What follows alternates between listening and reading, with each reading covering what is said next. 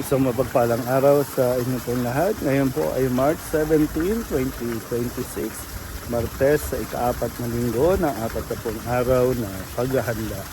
Ang ating pong unang pagbasa at pagninilay sa araw na ito ay hinango mula sa aklat ni Propeta Ezekiel, chapter 47, verses 1 to 9 and verses 12. Bumalik kami sa pintuan ng templo. Sa ilalim nito'y may agos ng tubig papunta sa silangan. Ang templo'y paharap sa silangan.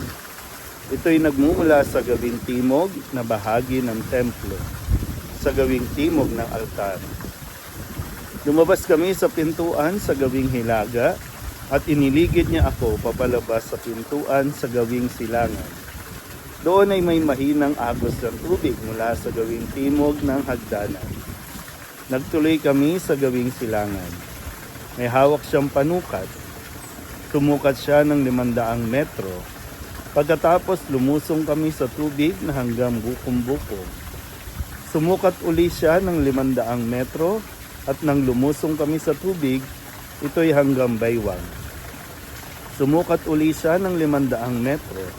Ngunit yaon ay isa ng ilog at hindi na ako makalusong. Malalim ang tubig at kailangan languyin upang matawid. Sinabi niya sa akin, "Tao, tandaan mo ang lugar na ito." Naglakad kami sa pampang ng nasabing ilog.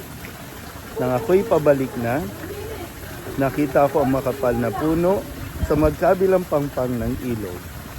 Sinabi niya sa akin, "Ang tubig na ito ay papunta sa dakong silangan hanggang dagat na patay. Pag-abot nito sa dagat na patay, malilinis ang tubig nito. Lahat ng lugar na maagusan nito ay magkakaroon ng lahat ng uri ng hayop at isda.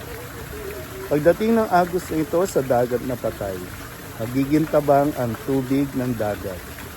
Lahat ng lugar na abutin nito ay magkakaroon ng buhay. Sa magkabilang pangpang ng ilog ay tutubo ang sari-saring punong kahoy na makakain ng bunga. Hindi malalanta ang mga dahon nito ni mawawala ng bunga, pagkat ang didilig dito ay ang tubig na umaagos mula sa templo. Ito ay patuloy na mamumunga sa buong taon. Ang bunga nito ay pagkain, at gamot naman ang mga dahon." Ang salita ng Diyos. Muli po, isang mapagpalang araw sa inyo pong lahat. Tayo po ay nasa ika-4 na linggo ng ating 40 araw na paghahanda. At gaya po ng nasa likuran ko, dumadalo yung tubig na kung saan ay narinig natin din ang pahayag ni Propeta Ezekiel na mayroong tubig na manggagaling sa templo.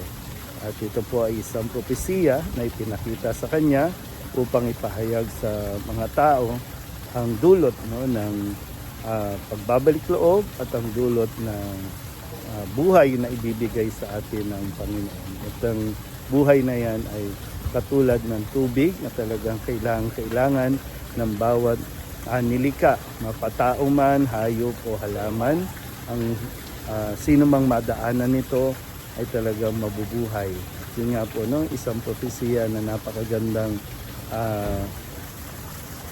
mapagnilayan ng mabuti, na wala tayong ibang mapagkukunan ng buhay, walang iba kundi ang Diyos.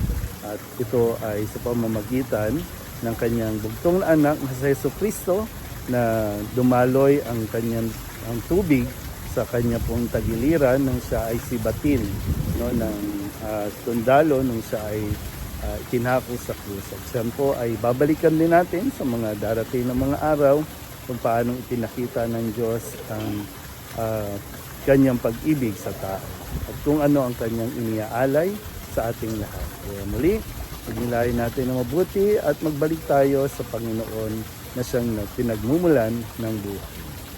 Muli po, isang mapagpalang araw sa inyo po.